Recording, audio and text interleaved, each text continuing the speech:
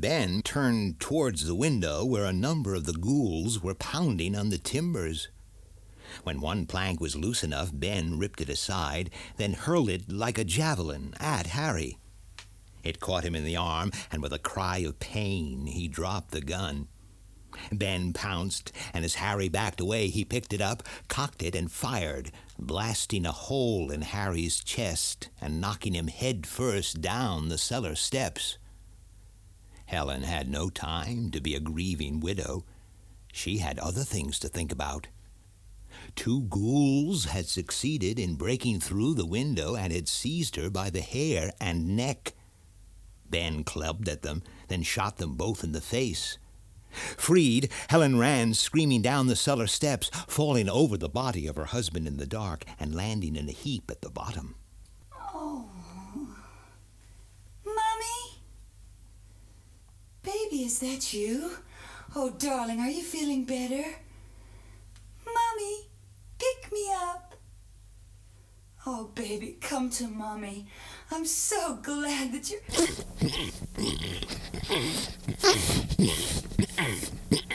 Oh, Karen!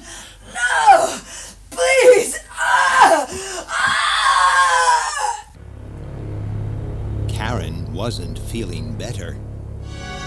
Karen wasn't feeling anything at all, except the lust for warm human flesh, for she was dead.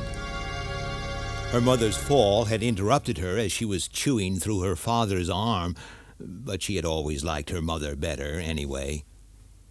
As Helen picked her up, the child, in turn, picked up a rusty garden trowel and plunged it again and again into her mother's breast, throat, and stomach.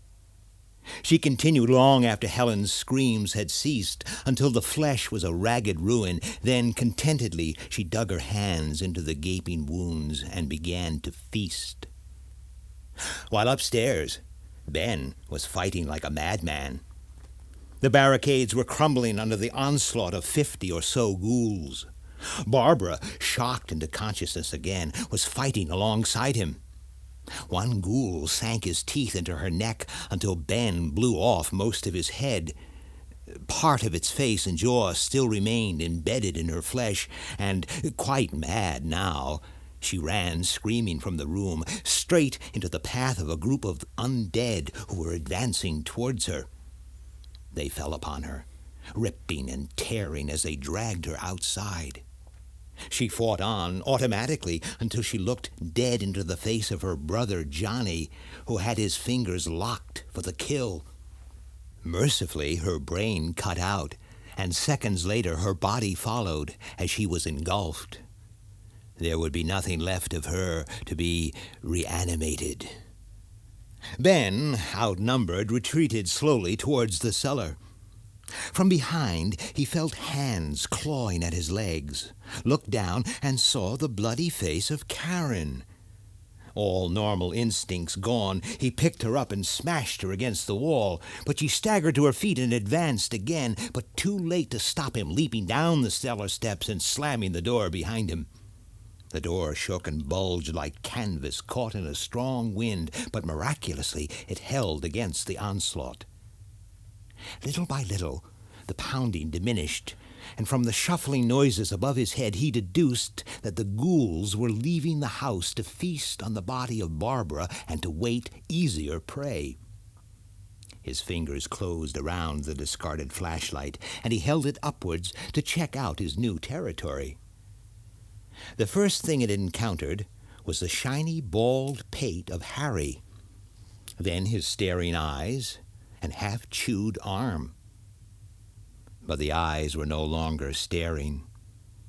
One of them twitched, then the other, and slowly the limbs jerked, like those of a man under electric shock therapy. It wasn't easy to hold the light on the thing that wouldn't die and to aim the rifle at the same time, but Ben managed. The bald covering was blown away, and with it most of Harry's brains, splashed against the far wall. Helen's body was in a far worse state of mutilation. Karen had an unholy appetite for a 5-year-old. But it too began to roll over and play living until a bullet obliterated its face and head. Now there was no one else left. All of them were dead, except him. As he threw down his rifle in exhaustion, he felt a pain in his right arm.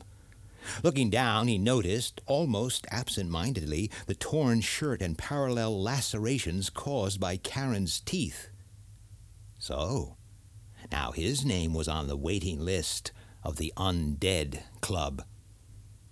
Sinking into a corner, Ben wept uncontrollably, then, worn out, fell asleep. His last waking thoughts were on his 2 children. Hey, Sheriff, how many more places we got in this area, huh? Well, Sergeant, there's another 10 I'd like to finish before noon. We'll meet up with the local patrol cars at the Miller farm. Check it out, then we'll push on. Depending how it is, maybe we'll stop for a break and some coffee there. The men are dog-tired. Reckon there'll be anybody left there? How the hell should I know? Doubt it. All there is the old lady and her 10-year-old grandson. Depends upon how many of those things are in the area and whether she could get to somewhere safe. We'll know soon enough. Inside the Miller farm, the cellar was pitch dark. The flashlight battery had expired long ago, but sounds were filtering in. Voices. Human voices. Ben awoke and groped his way up the stairs, stopping in sudden terror as his weight caused them to creak. In the distance, the sheriff was supervising the mopping-up operations, shooting the now sporadic figures of the ghouls. Advancing towards him was a group of uniformed men. Hi, boys. Sure glad to see you. How's it going up at your end? Not too bad.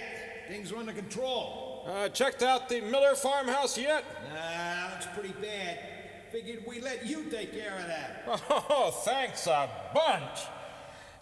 Why don't you join us in some coffee up there, huh? Delighted. Sheriff, there's a pocket of them down there. There's ghouls all over the place and a couple of abandoned vehicles. One of them's all burned up. Well, you should be used to it by now. Kill them and burn them. I'll be right down. That's it, man. That's the spirit. Don't let any of them get away now. If you can't blow the head off with one shot, don't waste any more bullets. Finish it off with your machete. Then drag him over to the pile there and set him alight. It was now or never for Ben. He eased the bolt back from the cellar door, flung it wide, and rushed out, his momentum carrying him halfway across the room. Still sick with fear, he glanced wildly about. The sunlight streamed through the smashed and partly smashed barricades, but there was no one, dead or undead, on the premises. Outside, the sounds of activity grew closer. A great feeling of relief welled up within him, leaving his legs like jelly. He paused for a moment to regain his strength. Maybe the wounds on his arm were not that bad. In a few hours, he would be safe in a hospital bed. Maybe his boys were okay. Maybe he could get word to them and see them in a day or two. Pumped up with the life-giving force of the morning sun, he crept to the window and cautiously pulled back what remained of the curtain. Hell and damn it, I told you not to shoot. There might still be people in there. Ain't no one in there alive, Sheriff. The place is just about demolished. Whoever was in there is long dead. Well, let's go inside and take a look. Careful now. Yeah, just one body here. Cut off his head, quick. I'll take a look upstairs. You know, I wonder who was here. Well, whoever it was, they sure put up a hell of a fight. Couldn't have been Mrs. Miller, Sheriff. There's not a trace of her anywhere. Or her grandson. I guess we ain't ever gonna know. It don't matter a damn now, anyway.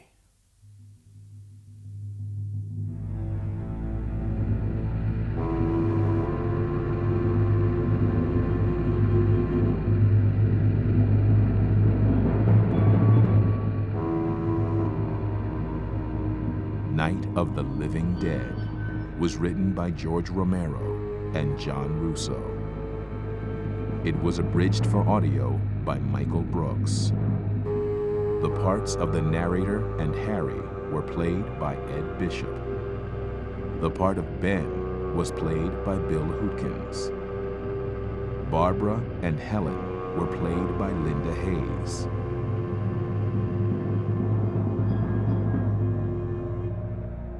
Night of the Living Dead was produced and directed by Michael Bernica.